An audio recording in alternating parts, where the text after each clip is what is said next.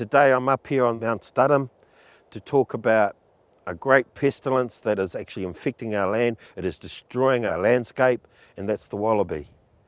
Unfortunately, that is part of the legacy that is left behind by Michael Studham in this area, and even though he met Te Huruhuru, he established himself and helped establish the Waimati Township. He also introduced the wallaby into this area.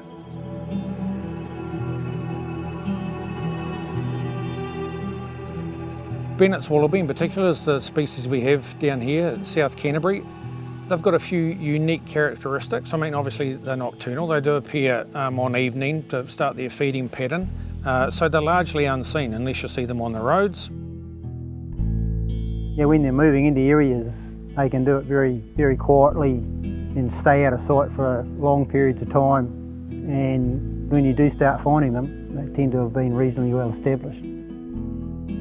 They go into an area and they stink it up. The sheep don't like going into the area where the wallabies have been, and they'll definitely eat the grass, but the sheep should be eating. They stay in a small area until they've eaten it out and then they move on. You know, their numbers multiply exponentially, and eventually they're just like a large rabbit. Their numbers get so high. From a conservation perspective, they'll start damaging all the native plants that grow on the conservation estate. A lot of those very palatable species are just totally absent now from the remnant bush pockets on the Hunter Hills, where we have hundreds of thousands, if not millions, of wallaby. They'll travel 7 to 8 kilometres a night, so adept at moving that has been a major dispersal factor, is their ability to hop and keep on hopping. So arrival 1870s at Studham, and only a few individuals were released. It wasn't until around 1950 that landowners were particularly concerned about the level and damage that the wallaby had increased to such an extent. And they spread from 1950 right through the Hunter Hills. There was various liberations right up to around the early 70s was probably the latest ones.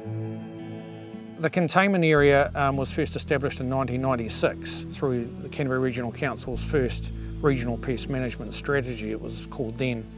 The extent of that is 900,000 hectares.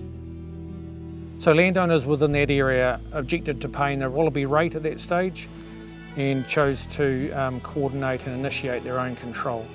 At that stage, wallaby numbers were so low, the problem was almost invisible. They relied primarily on shooting as the main control method, and it was largely recreational. So it was actually almost 2 decades after the Wallaby Board was disbanded that we started to have a burgeoning issue outside that containment area. We came here 20 years ago, at which stage it was 3 months before I saw a wallaby on the place. I knew they were here, but they were obviously in really low numbers. Over the next 10 years, we went from seeing one occasionally to one every time we ran a dog, and to shooting between 1,000 and 1,500 out of the truck window. Although our first wallaby outside containment was 1997, it's escalated year on year, and around 2005 we noticed a sizeable jump in wallaby reports outside that containment area. And they now occupy around a further 1.3 million hectares outside of that 900,000 hectare containment area. They obviously are very, very successful at breeding, and once those numbers were here, we were losing a lot of feed. A lot of country was just going backwards.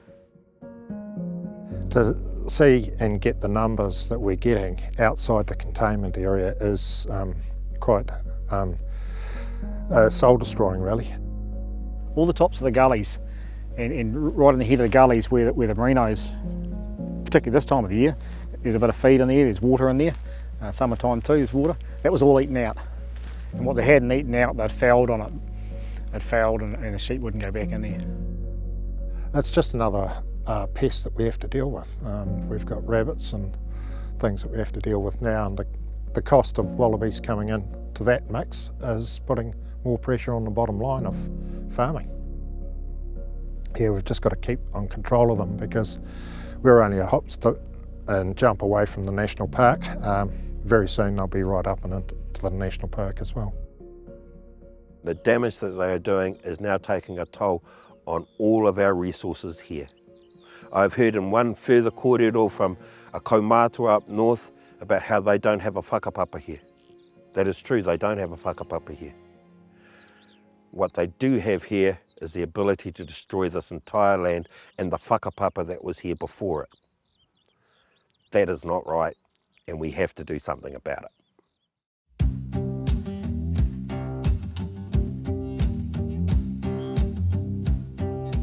You know, with that commitment by the government, which is a combination of Department of Conservation, LINZ, Ministry of Primary Industry and regional councils and treaty partners, you know, bringing all those groups together, you know, brings some strength into that relationship. We're concentrating on trying to bring wallaby back into that containment line. We have very low numbers of wallaby outside that, and by very low I mean needle in a haystack material. Integrated pest management is the key for any pest. You can't rely on one method. Shooting is an effective control when it's tailored to the right level of wallaby population. Unfortunately, a lot of recreational hunters want to target high populations where it's not effective control. They quickly return. It's not control, it's just moving the problem around. So where we have large populations of wallaby, high populations, we use toxins to reduce those levels, 1080 or cyanide. That method's required because it's high hill country, it's largely untracked, and baiting is the best method for high numbers of wallaby. I think it was 4 years ago we started poisoning, and it was due to an initiative with ECAN and Brent that got a group of farmers through here, and they coordinated the approach so that we all poisoned or got rid of the wallabies off an area. And it's worked very, very well. Part of that partnership was we've got a lot of DOC country in behind us, and they came on board as well, and yeah.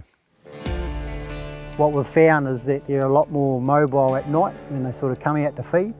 So, you know, utilising some of those tools that give you that ability to find them at night, you know, is really, really useful. Infrared or thermal scopes and cameras have greatly improved that visibility.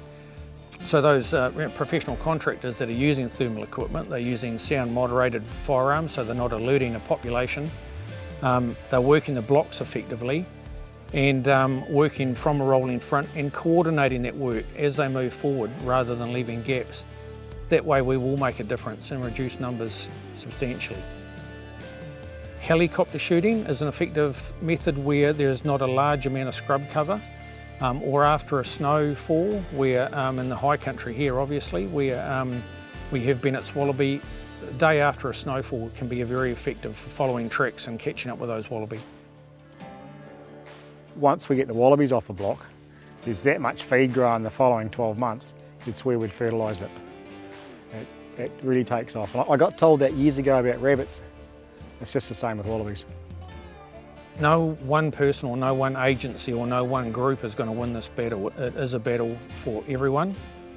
We have a online reporting system, Report Wallabies NZ. There's a lot of trampers, there's a lot of hunters. They can alert us to the presence of a wallaby outside the containment area where we can deal with it before it starts to breed and become a problematic population. There's a high level aim under the National Wallaby Eradication Program for eradication. We haven't got the tools at the present time, but they will arrive. We just have to continue work on it at the moment and hopefully shrink their range where they're at very low levels and continued control until such time that we have methodology that can allow us to hopefully eradicate them from New Zealand.